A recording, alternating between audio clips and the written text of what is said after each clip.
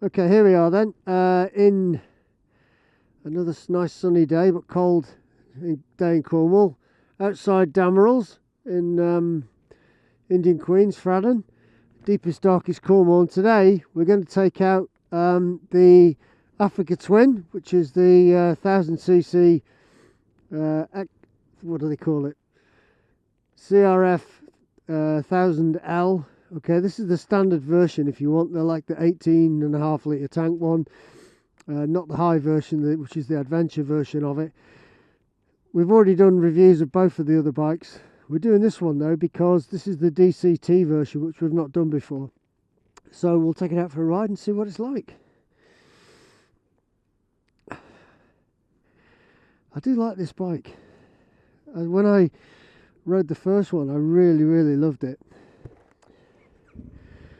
Okay, so this DCT version, the first thing I found instantly bizarre there was you automatically go for the clutch, but the brake here, or the lever here, is actually the handbrake, which is locked on. Because obviously if you're pulling the bike in, parking the bike, it's a DCT version, as soon as you go to neutral, you're out of gear. So you have to pull this thing forward. And it's set really far forward, so you can't actually get your hand on it as a clutch. So standard switch gear, all the usual stuff that both bikes have. The only thing that's different is on the right hand side here we've got the neutral, drive and sport. The neutral is here, just press it as a rocker switch, and then you've got the manual switch over there. Now D and S, D is drive, and apparently it's a really economical drive. So by the before I got to the end of the road, Colin from Damerells was saying it'd already be in 6th gear. So if you ride it in S, and it rides in a more normal fashion. Now I've put it into D first of all, and I've gone into S. Now if you look on the screen here, there's 3 versions of it. There's 1, 2, 3. So I'm going to start off in 1, and 1 is like just the normal mode. Basically it's like a sport mode, but not a sport mode, if you see what I mean. And on the front of the cluster on the left hand side, you've got up and down buttons. So if you can manually change gear within that in this mode. It's set for touring, so it's at the moment it's got power as 1, which is different levels. It's got engine braking of 2, and the traction control is 6. So it's just considering we're just on the road. So let's get on. It's bizarre because I'm trying to lift my left foot up and change a gear here, but obviously you don't need to do that. So, and we're off.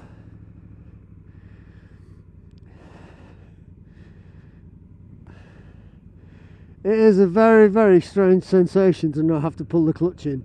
It's alright doing it on a scooter,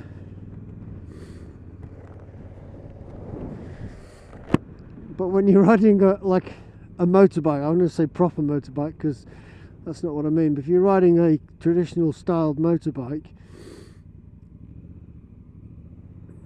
you're expecting to pull the clutch in.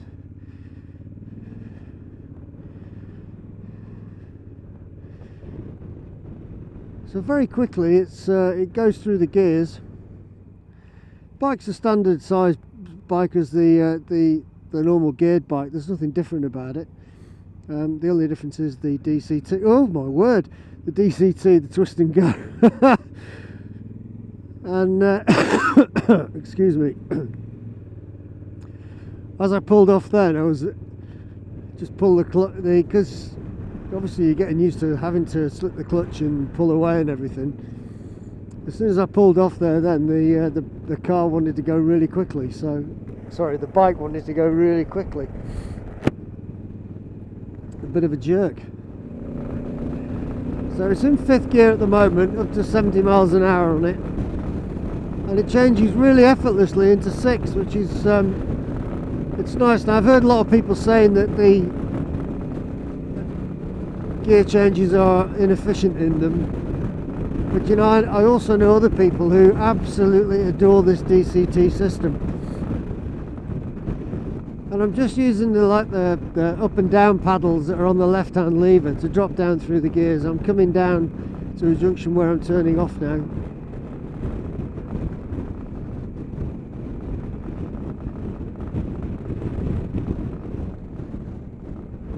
And you can brake yourself down again, so I've gone down into fourth, but automatically it wants to change back up into gear again, so it goes back up into fifth. Oh, the most bizarre experience. I'm still trying to change gear in my left foot. So, a couple of things you need to think about when you've got this kind of a bike is, even though my left foot is dipping down to change gear, obviously there's no gear change involved in this. When you're pulling off initially, like on a geared bike, you have to increase the revs. Well, on this you don't, because as soon as you twist it, it starts to pull away from you.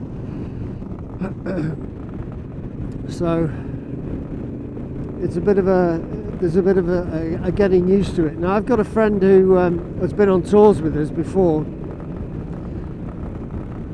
has a cross tourer, and he had 4 bikes plus his cross tourer, and he sold all his bikes because he says that he can't change gear as fast as he can on a DCT. He's a fast rider, and he's only ever going to have a DCT bike again, he reckons, which is quite something really, because, you know, although automatic transmissions, if you want, have been around for a long time, they've not been around that much on big motorbikes. They've been on scooters and that kind of stuff, so this is a bit of a revelation. But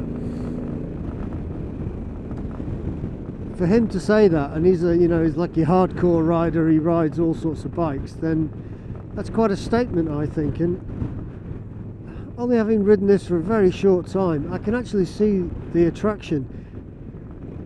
Now, I know there's a lot of people who really like the DCT if they do a lot of pillion riding, because it takes all the hassle of having to change gear and the jerkiness and all that kind of stuff out of it, and I really get that, having done, you know, a lot of pillion work.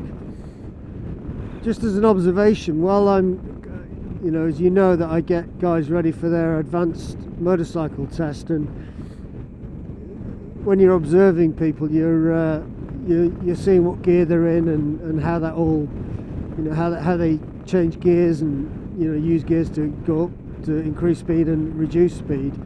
Well, a DCT bike really makes that redundant now. You know, it's just like you're following a guy and seeing how he rides, because obviously you don't know what gear he's in anymore. But my first impressions of this is, you know, I get it. I really do get it. And even though my left foot is still twitching, there's a guy in front of us on his bike now, and I'm watching him thinking, oh, I need to be changing gear, because he is. I really sort of get the way this bike rides. It changes gear where I necessarily on a geared bike wouldn't normally change, because here we are now, 40 miles an hour, and it's just gone up to fifth. I would still expect to be in sort of just going 3-4 at the most on this, but I suppose that's the automatic transmission doing everything for you. And recently I did the off-road skills course up in Wales, run by Simon Pavey. An awesome weekend, and if you get the chance to do it, I suggest you do it. Your riding will improve immeasurably, both off-road and on-road, because your understanding of what the bike is capable of, bearing in mind that was on 1250 GS's, brand new ones, only had 8 miles on the clock when I started. But one thing it brought home to me really quite sharply, and, you know, as technology improves, you don't realise what exactly the bike is doing for you. Now, on that course we switched off the traction control and the ABS and everything, went back to basic biking, you know, and you suddenly realise just how much these bikes are physically doing for you, just as a matter of course, you know. I was a bit concerned about this kind of bike when when you're riding like a geared bike, obviously you use the gears. You've got a lot of engine braking you can use. And I was just interested there coming downhill to see how it would cope with not braking but wanting to slow down, not used to the throttle. And it did it quite well actually. I was pleasantly surprised by that, because I thought it was going to be a bit of a fight. And obviously if you need to increase your engine braking that a little bit more, you've got the paddles on the left and right hand side to just up or down the gears as required. So we're doing 27 miles an hour in third here. If I just flick the paddle, okay, it went up into fourth, and then it went, oh, I don't like that, it went back down to third again. But interestingly, I increased by 1 mile an hour and it changed up into fourth. So there's a lot going on here that you don't know beneath the surface of the water. It's like a duck really. Looks very serene on above, but the engine's doing all sorts of stuff. Whereas a duck would look serene and be paddling like Billy-O. So as we've already said on this bike, I really like this bike. And is it a contender to replace my GS? Well, yes and no. Yes, because it's a fantastic bike. No, because of my chain issue. I need to get over that and put my big boy pants on and sort of suck it up. But certainly if I'm not doing as much touring as I would be doing, I'd be considering this bike as a serious contender for a normal everyday bike. So I'm accelerating hard here now from third gear, and I'll be honest with you, it's a bit chunky. You know, it's a bit clunky to actually get up. But what I'm going to do now is just drop a gear and then see what it's like when you drop a couple of gears. Okay. Wow, that makes a massive difference. So the bike was in fifth gear then, cruising along, it went down to about 35 miles an hour, and I dropped it down to third and accelerated up to 60. And that is quite spectacular. I'll be honest with you, it feels a bit lumpy, but that might just be the way I'm riding it brand new to the bike, and it's not done that many miles the bike at all. So I was suitably impressed by that.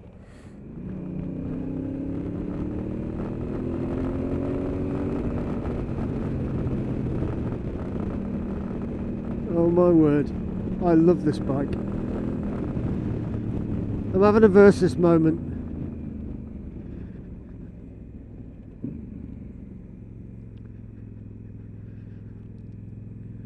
The dash is the same as the other Africa Twins. Obviously you've got the little extra bits of telling you, you know, what drive you're in and that kind of stuff. So there's nothing really else to talk about. The main thing we're talking about on this bike today is the DCT. Do I like it? Yes. Do I love it? Yes. Would I buy one? Yes. Could I change my GSA for it? Not currently, but would I change my GSA for it? Certainly. I noticed there was one for sale in the showroom at £12,000 for the adventure version of this bike, which is pretty spectacular for a bike of this complexity and capacity. It's an awesome little machine. So this ticks all my boxes and I really like it. Right, here we go then. Okay, so get away from your smiley face. See why he's got a smiley face. Look at this. I've had a versus moment. How weird is that? Well, you did say when you rode the first one a couple of years ago of the Africa Twin, because that's what we've got here, that you would think about that as a contender for your next bike or at some point, and you would have that as well as the GSA. I would have bought another GSA, didn't I? Anyway, yeah. Forget all that. This bike is absolutely gorgeous. It's the Africa Twin. It's the, what do they call it, CRF1000L. This is the smaller version of the two. They've got the Adventure, which is the 24 litre tank. It's got just over an 18 litre tank. We're not going to go through the bike because we've already done a video about both bikes. But this is a new version, isn't it? Well, yeah, but this version is the DCT version, which we've never ridden. And I've wanted to ride one of these since God was a young lad. Can I say that? Yeah. I can say that now. Yeah. Well, it's clear that you were enjoying it because riding behind you, there was that sparkle that people talk about on the ride, and it was clearly there for you on this. I reckon it's not going to be long before you ditch BMW and you take an Africa Twin. Let me explain then, all right? Because I would buy this bike in a heartbeat. Has it got your name on the back yet? No, it hasn't. No? Okay. The only reason I won't buy one is because while I'm touring, I haven't got time to mess about with the chain. So we'll forget that little bit. We'll just get over that because it's a constant theme throughout all our videos. Yeah, and people have a go at us about it, but that's the way that we feel. When I stop touring and I've got a bike for hacking around on my own, that I don't mind spending time on, this is what I'm going to buy. So if anybody wants to be a new tour guide, we're losing one this year. But people love these bikes, and I get it. I really, really get it. The DCT version, how easy is this to ride? People who ride with pillions a lot have gone over to this version because they don't have to worry about all this malarkey, with being headbutted and all that kind of stuff. So for a pillion, it's an ideal bike because the gear changing is silky smooth. Is it really that smooth? It is. Silky smooth. Yeah. There's a few clunky bits with it because there's a lot going on. Yeah. But anyway, let's talk about. Come over here, long cameraman. The dashboard is the same. If we go to the switch gear here, okay, you've got the neutral, D and S, and the grey switch there, which is for manual and automatic. Right. So once the bike's running, put it into D, and that's like an economy drive. And Colin at BMW, my God! Colin at Damerells said that when it's in D, it tends to go up through the gears quite quick, which is fine. And I've tried it in D, and it does. When it's in Sport or S, they don't call it Sport, did he? He didn't say it's not a Sport mode, but it's got 3 versions of it. So what do you call it? It's not sluggish mode. Is that the way I describe it? Well, no, because then it would be NS, wouldn't it? Oh, right, okay then. So when you put it to S, it's on the dashboard over here. We probably can't do it unless the engine's running. Oh, turn it on. I didn't want to do that.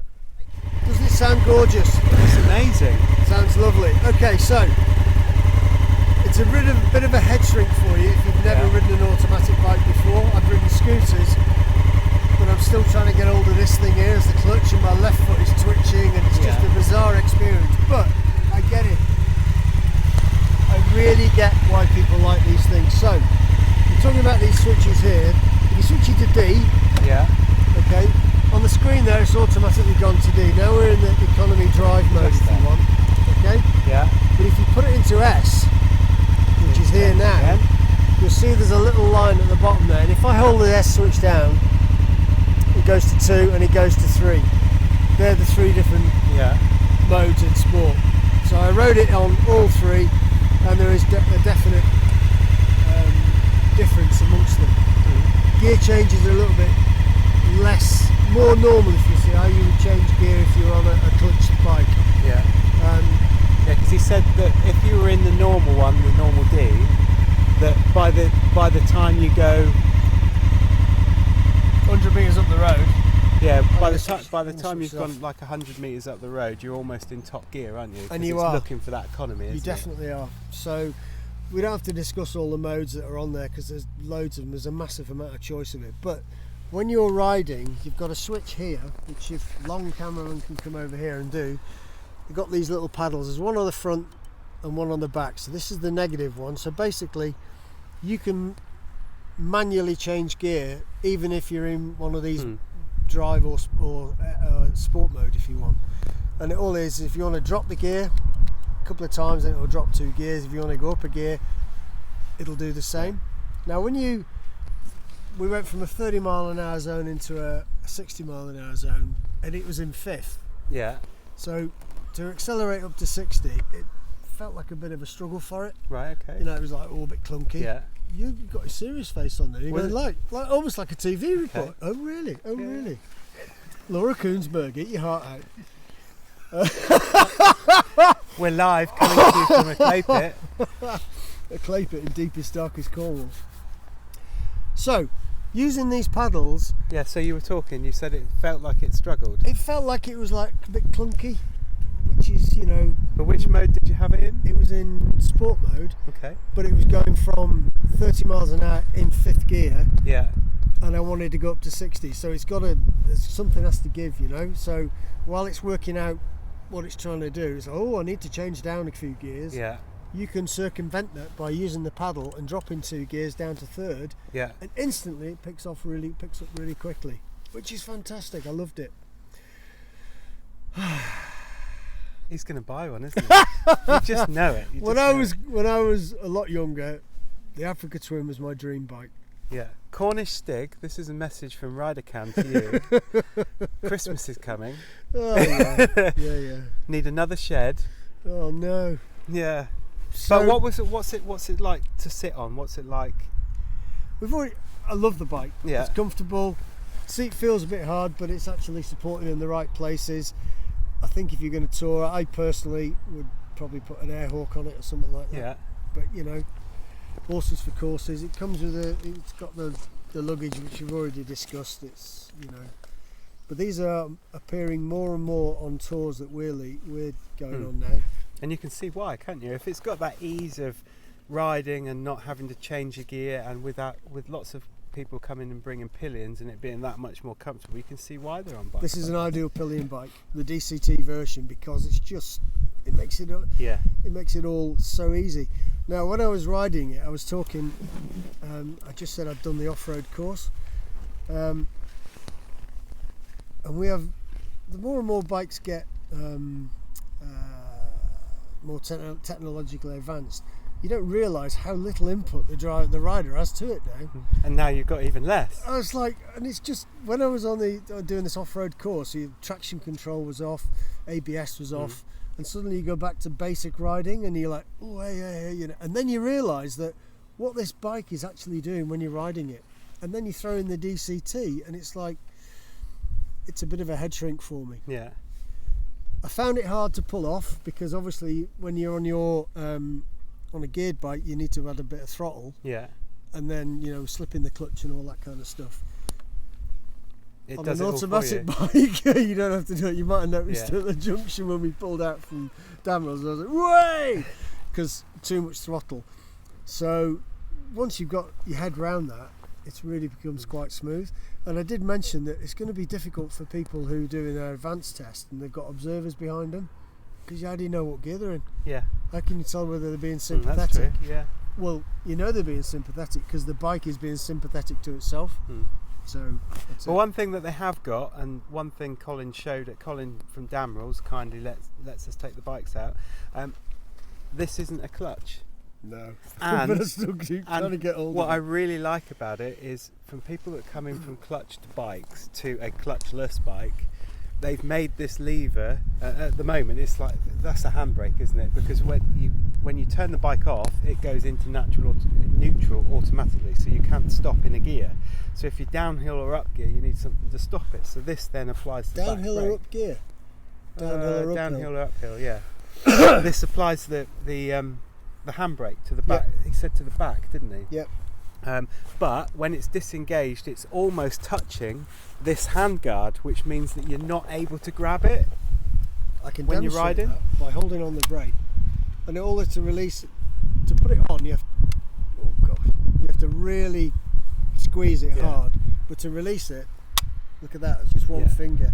But when it goes into its off position, it's out of reach, isn't you it? can't get hold of it. I suppose you could if you, but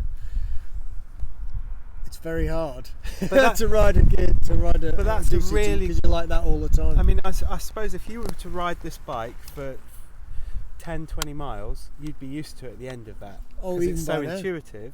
But Can't get it to every now and then, when you ride, if you jump on somebody else's bike and you ride it, and then you get back on, you'd be looking for that. So it's a really good safety feature to put it all out the way, isn't it?